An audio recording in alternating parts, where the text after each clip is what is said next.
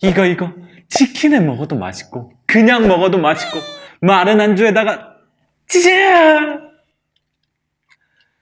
피크닉, 1차, 2차, 혼술 어떻게 더 어울리고 일 끝나고 이거 한잔하면 기가 막히지 않습니까? 찾아보자니 귀찮지만 막상 들어보면 재밌는 이야기. 오늘의 주제는 맥주입니다.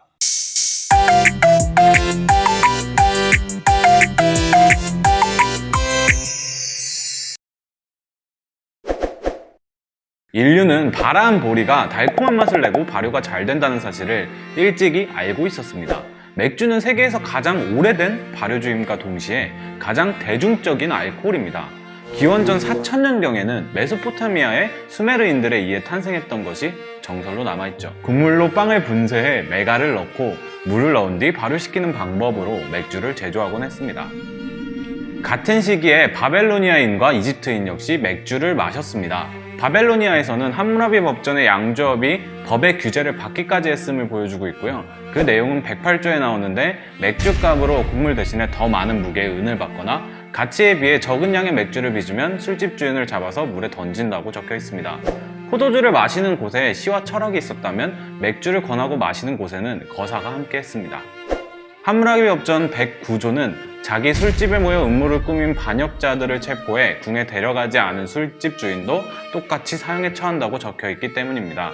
이집트에는 노동자의 임금을 맥주로 지급했다고까지 하는 이야기도 있는데요. 그래서 고대 세계사에서는 이집트인들이 술을 가장 즐겨온 민족으로 알려져 있다고 합니다. 현금이라는 뜻의 캐시라는 단어는 맥주를 뜻하는 카시에서 유래된 것으로 맥주의 역사 속 숨은 이야기입니다. 그러나 이집트에서는 맥주를 술꾼이나 마시는 술로 취급했습니다. 맥주를 마신 술꾼들이 소란을 피우고 뒷골목에 구토를 해 악취가 심하다는 불평이 담긴 파피루스 문서 역시 많이 발견된다고 합니다. 이집트에서 그리스로 문명이 전해지면 그리스인 역시 맥주를 천대했습니다. 로마에서는 보리는 가축의 사료로 쓰는 곡물이었기 때문에 시선이 당연히 곱지 않았겠죠? 명령을 어긴 군인에게도 밀 대신 보리를 배급할 정도였다고 하네요. 그러면 맥주가 어떻게 발전했는지, 우리가 어떻게 즐기게 되었는지 한번 알아볼까요?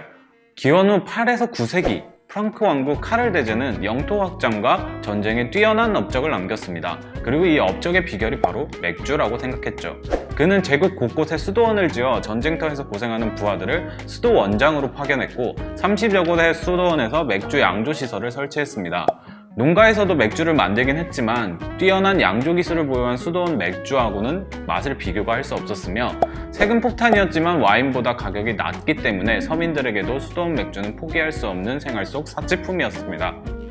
이번엔 중세로 한번 넘어가 볼까요? 중세의 수도승들은 금식을 할 때 조촐한 식사를 제외하곤 40일간 굶어야 했습니다. 예외로 흐르는 것을 섭취할 수 있었는데 고대에 먹던 맥주를 액체빵이라고 생각하여 양조를 시작합니다.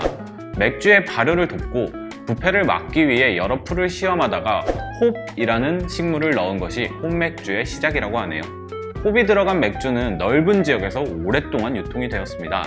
수도원 전수비법에 홉이 추가되자 맥주는 더 큰 인기를 끌었습니다. 종교가 생활을 지배하며 수도원에 재산을 헌납한 사람들이 나오기 시작했는데요.